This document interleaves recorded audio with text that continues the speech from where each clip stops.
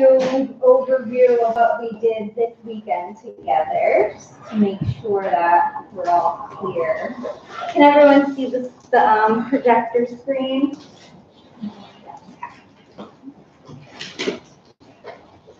So we came together as a new family of fierce feminine power. And David. He's embracing the mother as well. And it was just so lovely to come together like this and to meet all of you and to learn a little bit about some of the women who inspire you and really like what I love most about teaching yoga is I feel that like I am like inspiring people, you know, and I'm helping them connect with something that's bigger than themselves. And I think that's like kind of like a natural place for a woman, you know, it's kind of helping people remember like, you know, what's not just happening in front of their eyes. So awesome that we're all here together. Just an overview of our weekend together. We'll be together the next 2 weeks in a row, and then we'll have a break. Okay, so it's like the week of Valentine's Day. That following weekend will be off.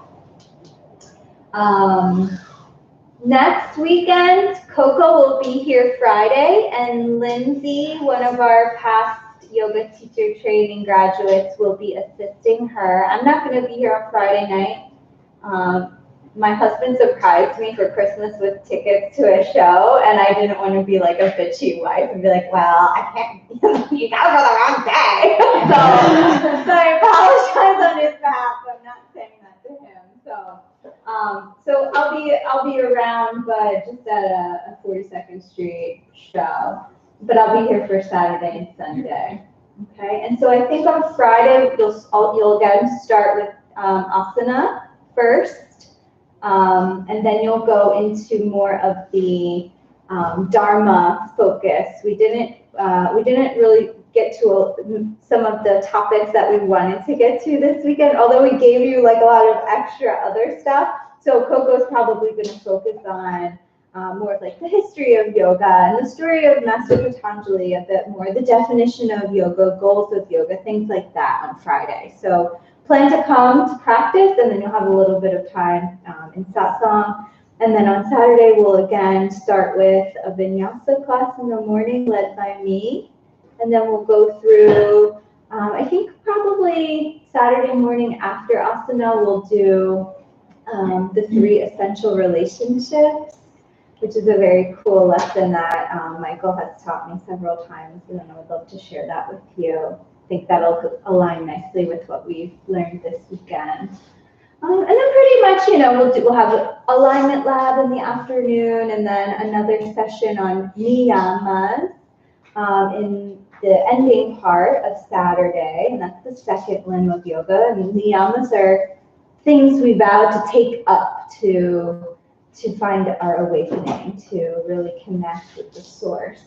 So yamas, the first limb, are things we stop doing, and niyamas, the second limb, are things that we start doing. Okay?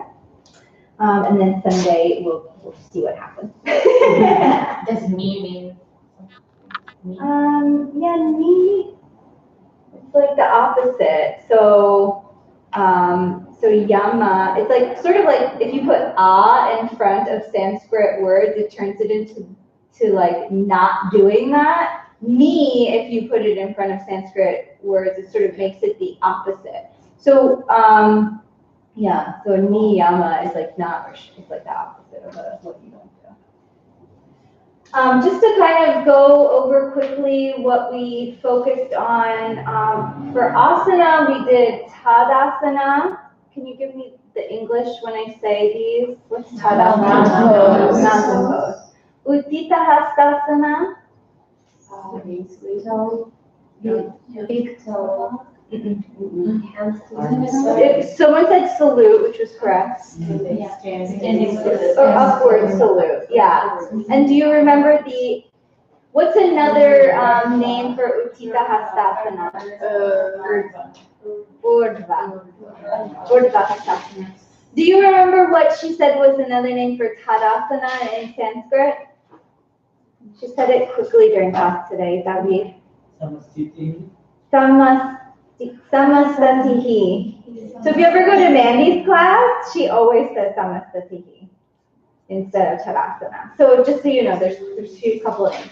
Adho Mukha Svanasana, downward facing dog. Dandasana, staff pose, right? What does that look like? Seated. Seated, sitting up nice and tall, good. Supta Parangustasana. Yeah, hand to big toe pose, or big toe foot pose, or something like that. Pada means foot, Angusta means big toe, asana is, and so we practice it lying down, that makes it supta, and then today we practice Parangustasana standing, holding our foot in front of us, okay? And then Shavasana, corpse pose. Huh?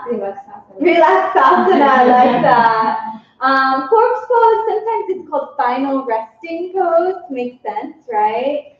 Shavasana will spend a lot more time, especially during our restorative weekend, kind of going through some of the cool assists that you can give in Shavasana. Pranayama focus, we did deep diaphragmatic breath and we did Ujjayi breaths. Okay, so you should continue, like, just kind of exploring your breath, and these are sort of the basic breaths that you'll hear in almost every yoga class you go to, depending on what style of yoga you're practicing. Meditation focus, we went over the 7-point posture of Vairochana and the breath, focusing on the breath as our object. And then our anatomical focus, we went through the respiratory system, we focused a lot on the spine, and we did mostly the skeletal structure and like alignment of our skeleton this week, okay? So just so you know, and I'll make sure I share these slides with you so you have them.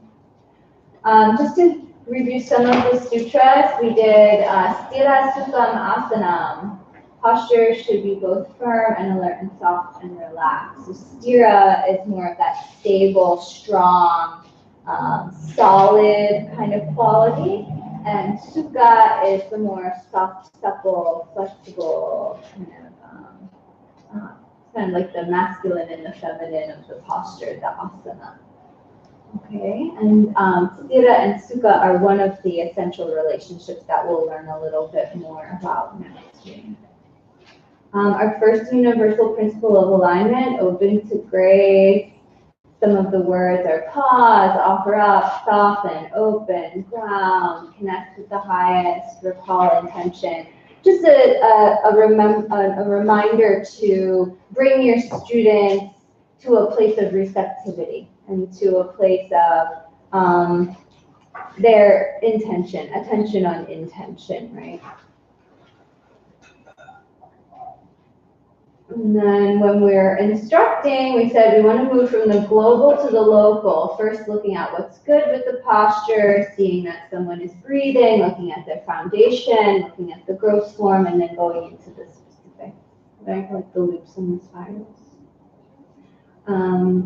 We also went over the yamas, and the sutra that is connected to the yamas is in chapter 2. Verse 30, and if you look in your manuals, you can kind of see there's a few sutras right around chapter 2, verse 30 that will go into the yamas more. We contrasted with renunciation, which is the first principal path of the Buddhist path. And then our 5 yamas, ahimsa, non-harming, satya, not being truthful, ashaya, not taking what isn't yours, brahmacharya, conservation of sacred energy, aparigraha, non-grasping, non-hoarding. I guess what I meant to put for satya was not lying. You should be truthful. Just to give you the Vairochana 7-point posture, 8, and the breath makes it 8 points. Cross-legged seat with hips above knees. You don't always have to be cross-legged, but you'll see in the traditional instruction they say cross-legged. So there's different versions based on your anatomy.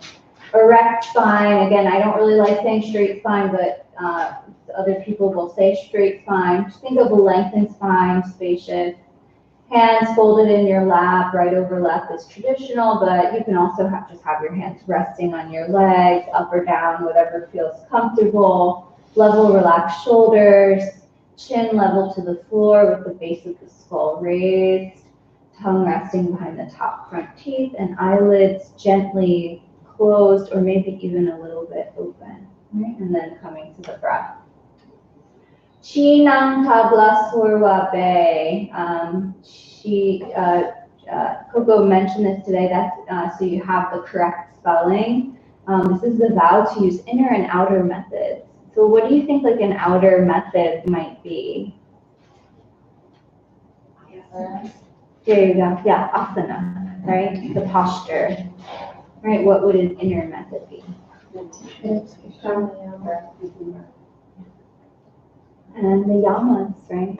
Kind of like our ethical guidelines. Yeah, so just something like the karma yogi, like taking like yoga into movement in the world also count as the outer method. Yeah. Yeah, outer is everything that's like external, right? So it's kind of like some of these things are both inner and outer, right? So when we decide to be ethical inside, then our outside also like follows that, okay? Cool. And then the first, this is actually the first. I think I may have messed these up because I saw that the first three sutras, I'm not going to show you those because I messed them up in my slide. This was my intro slide for Michael that we didn't have to show. Loops and spirals, you all have this handout. I'll make sure you have it electronically as well. And then here's our homework, okay? It's gonna seem like a lot, but it's not gonna be that much. All right, number one, practice daily meditation and asana. So at least the meditation that we went through in class and the asana that we focused on this weekend. At least like make sure you're comfortable, you know the Sanskrit and the English, you know what the forms are, and start to feel your own body in the loops and the spirals, okay? We would like you to try to get to one class between tonight and Friday night, okay? You have an unlimited membership at 3 Joules, so you don't have to pay extra to go to classes. You just have to find the time. And I'd like you, after you go to a class, to write a short review in your notebook of maybe just like something surprising or something that you felt in your practice that you maybe not have realized before. You know, similarly, I would also prefer if every day when you do your practice, even if it's at home, you make a note in your notebook about like, oh, I practiced this, I want to focus on this tomorrow, or just anything that just like keeps you accountable, right? Just write it down in your notebook. The 6 times book with the yamas, I will give you an example of what the page in your small Muji brown book looks like. I'm going to send you an email with a link to the asana database so we can start collecting our notes for the asana. And that's not something, you can just write one sentence for now and maybe you'll go back again as you learn more about the asana and add more. And this will be like something that we contribute to throughout so that we all have the best information together. Go through the first 3 Patanjali's Yoga Sutras, try to say them in the Sanskrit, the way we chanted together, and try to start memorizing them, okay? In your manual, it would be really helpful if you read the introduction part. There's specifically one part that if you read nothing else, I would like you to read the part that is the Loom manual, and that's for your safety and your own information about what could happen energetically as you're moving into these practices. So the Loom manual is on page 14, okay? So that's pretty essential reading. So please read page 14 to like 18, I think it is. I'll email you along with the asana database link the homework questions. There's just going to be like 4 or 5 questions. They're not going to be hard. just to keep you, on your game. And those you can just write in your notebook in that like free section that we have, right? Maybe the free section is where you make your notes about your daily practice. You can write your homework notes in there. So that'll be like our kind of accountability section. And then just start to look for a mentor, right? See if there's someone else outside of this room, maybe in the Three Jewels community, that can help you and guide you on your path. If you're having any issues, you can reach out to them. Of course, Coco and I are always available to you, but I would like you to continue to try to connect in with the community. Yeah. How do you find a mentor? You can't just go up to someone and say, Well, yeah, I mean, if you know someone at Three Jewels already that you have a relationship with, then maybe that person might be a good mentor for you. But just if you don't really know anyone, just start checking people out. You don't have to ask the formal question yet. But eventually you can have a relationship with someone and say, hey, I'm doing this training. I really admire what you're doing. I was wondering if I can, ask for your guidance every once in a while. And I've emailed the teachers at Three Jewels and told them that I want them to mentor you guys. So it won't be like, what is this weird girl doing asking me? Okay, they're kind of expecting it. But yeah, it doesn't have to be like some awkward thing the first time you meet someone. You're like, wait, you're my mentor? Yeah, I'm looking in a between stage. How do I make that deeper? Yeah, there you go. Okay, so this is what your 6 times book is going to look like. There's 5 yamas, and you're supposed to check in 6 times. So you're going to cycle through. And you're going to have a plus and a minus. So this is in the, like, you could set up maybe for 1 week, set up your book. The top of the page, you can divide the book in half and have a plus on one side and a minus on one side. And then down the left side of the page, you're going to list ahimsa, satya, asteya, brahmacharya, aparigraha, and then you're going to start over again at ahimsa. Okay? And so 6 times during the day, you're going to open the book and you're going to make a note. Oh, I told the truth that, I was going to be late, or I don't know, something like that. And so you'll write that in the plus side. And then you'll check and you're like, oh, well, I really wanted the last piece of chocolate, even though I know my friend wanted it. I took it and I ate it. So maybe that goes in the minus under a parigraha or something like that. So it doesn't have to be some major offense or some saintly activity you did. It's just checking your mind. We have millions of thoughts all day long, right? It could be I thought about this in a harmful way.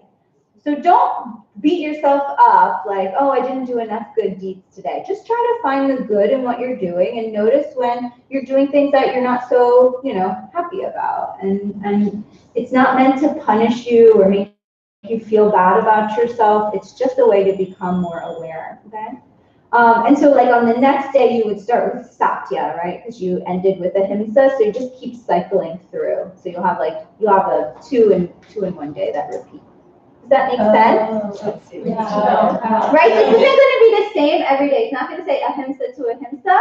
The second day, it'll be satya, asteya, brahmacharya, aparigraha, ahimsa, satya. So you'll keep cycling through and starting with the next yama on the next day. To be the first one. To be the first one. And so in 1 day, we should have 6 blocks that look like this. Mm-hmm.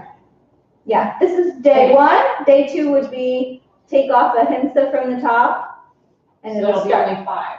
No, then you just start over again with satya after ahimsa. One day where there's 2. Bookended with ahimsa. Yeah. Yeah. Let me show you what day 2 will look like. Yeah. So now on day 2, the next day will be bookended with it'll look like this. Okay. So that's day 2. Okay, so you check in with each one once a day, or you do the entire block 6 times a day? No. One block. Yeah.